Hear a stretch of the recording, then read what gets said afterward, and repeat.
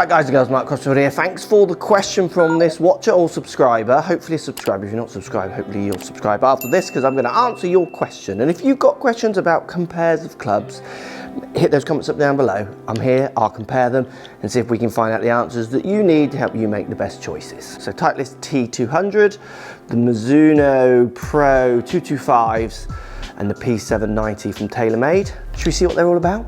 Let's get stuck in.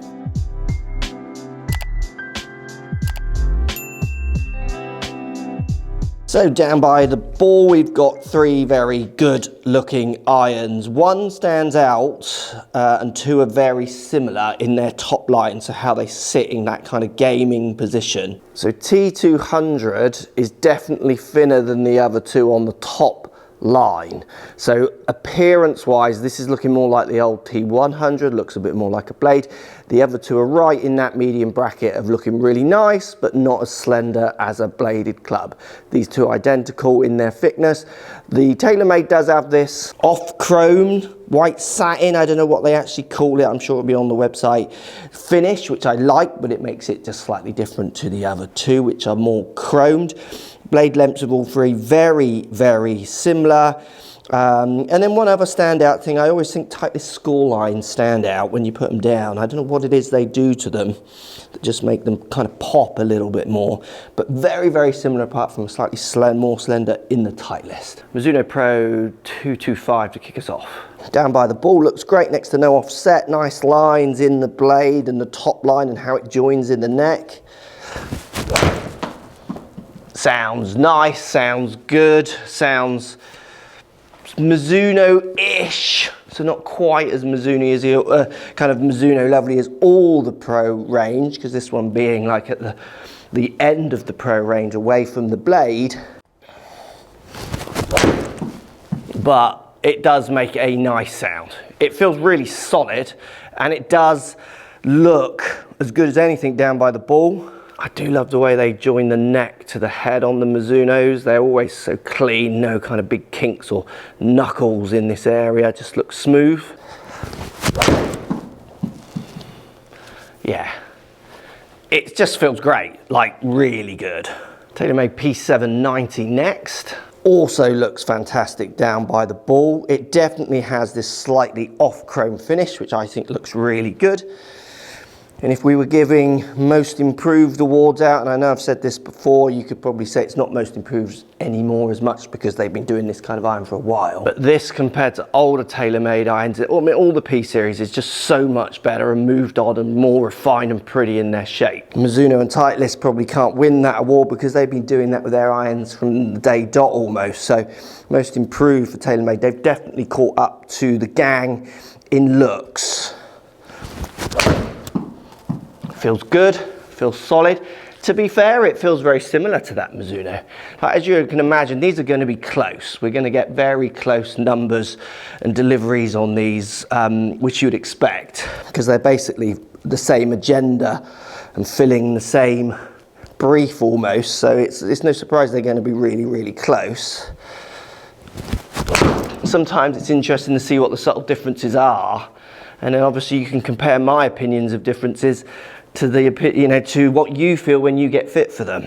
That does feel very solid, very nice, and it looks just gorgeous. I could totally game this club all day long. And Titleist T200 next. This one looks also great. It's just next to my mic, look. If there's any criticism, and it's not going to affect performance, but this feels so tacky for Titleist. Where the back of these clubs are just basically solid. Like, it feels much more in keeping with the price and what these clubs are. But hey, that isn't going to take away from how good this club is. It looks great down by the ball. If you want more slender, this one's going to win hands down. It looks like a pro iron, but it's delivering probably as much help, defining help, however you want, as those two. And I know some people get upset when I talk about the pad, because there's obviously always fanboys and stuff and girls with brands, and that's cool. It's just my opinion. I definitely think, I don't think the next T200 is going to have that badging. It just won't. But maybe it will. Let's see how it sounds and feels. Good, solid, that's such a rip. But it's definitely the loudest out of 3. Like, it makes the more artificial sound out of the 3. What I mean by that, as in the other 2 sound like a hunk of metal hitting the ball, this sounds like a bit of metal hitting the ball, and then other sounds are coming through. It's slightly clippier, almost like a, you know, like a game improvement iron, but I mean, you could still put these in the game improvement category. It absolutely would not stop me gaming this club, just to put it out there as well. I just know some people want their clubs to be a certain way. This end, Ferrari, Porsche, you know, like Rolex, whatever brand you want to talk about. Here, same, Rolex, Ferrari, BMW, beautiful, great, engineered. This side, Casio. I like Casio, it's unfair, but Vauxhall, like it just... And down here to in there and out of there, you're back up to where you would want with Titleist and everything you'd expect. It's Ferrari, it's Rolex, it's quality, oozes great performance. Let's show you a nice big data set that I captured earlier. Let's see if we can see any difference in the numbers. So Titleist, the shortest out of the 3, but I mean, just look at all the circles here. You can see that they're very much overlapping in my performance. But from that batch, we've got a standout in the Mizuno, higher ball speed, going that little bit longer, TaylorMade in the middle, and the Titleist at the shortest. But if you look at the standard deviation of these 2, they totally overlap.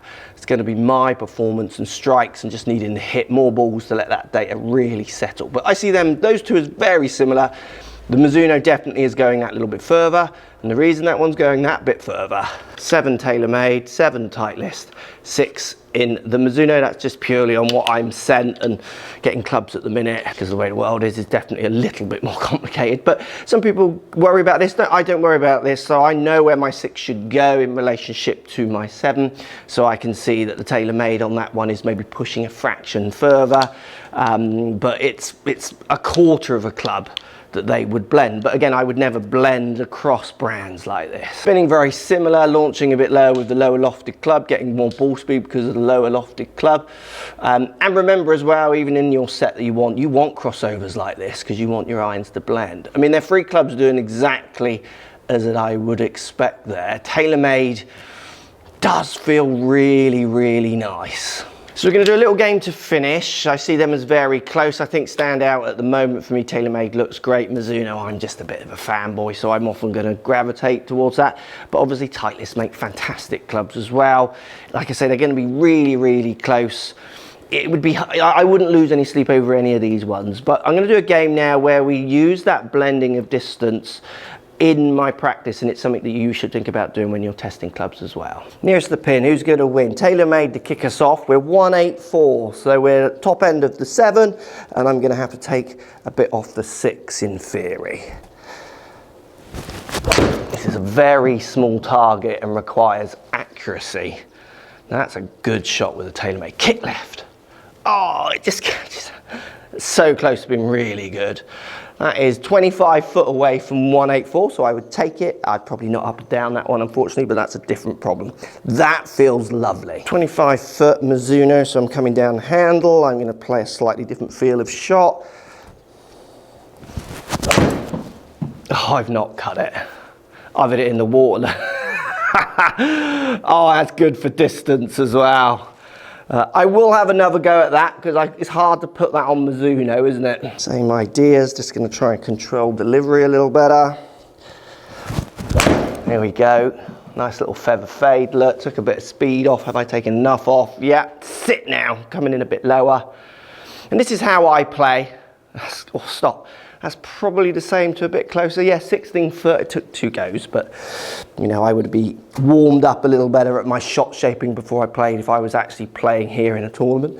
And that's how I play, which is interesting when people test irons. I do play a lot of shots with plenty of club taking distance off. So this is something I like to work in to test if I was really going to buy a set of these. All right, Titleist, same as the TaylorMade really. I think it did come out slightly shorter in the data set, but again, I think that was my anomaly more than anything else. It's a full one of these. That's a good shot. It's just a very narrow green. Get right. You see, it's easily making it. You see what I mean about the crossover distance? Like, it's the same distance as the TaylorMade. 10 yards. I mean, that was a pretty good shot. I just didn't aim for my shape as well. So 1-0 with a Mizuno. Let's have one more go. TaylorMade to kick us off. Hit that. Good. Oh, that's a lovely shot. Just down a little because I've like ripped it. Sit a little. Now soft. It does feel, it's questionably the best feeling in this bracket out of these three, that one. 15 foot, so that's the closest out of all three so far. Let's give Titleist another go, slightly changing the order up.